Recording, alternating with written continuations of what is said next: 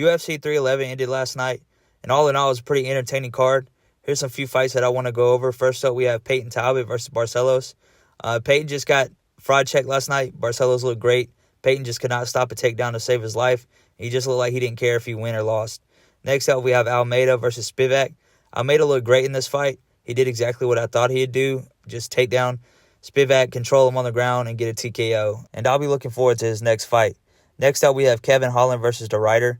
Disappointing fight by Kevin Holland. I knew that all he needed to do was stay on his feet and box with this guy, and he was not able to do that. De Ruyter was able to take him down, ground and pounded his way to victory, and get it done. He looked great. This was his second fight in the UFC.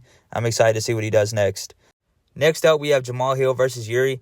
I did not see this fight going the way that it did. Yuri was able to outbox Jamal Hill and land the cleaner shots and eventually put him away. It's going to be a tough climb for Jamal Hill, and unfortunately, we're going to have to see Yuri versus Alex 3. The co-main event was pretty entertaining. It went all 5 rounds, and it was pretty back and forth early in the fight. But as the fight went on, Umar began to slow down, and Merab was just putting on the pace and was able to clutch up round 3, 4, and 5 to give him the victory. Great performance by Merab. He's going to have to rematch Sean O'Malley now, and he's going to get that belt taken from him. Next up, we have the main event. Not a whole lot to say about this one. It was a pretty dominant performance by Islam. He was a minus 1,400 favorite, and it showed. All it took was a takedown and submission to put this guy out. I would have much rather seen him versus Arman.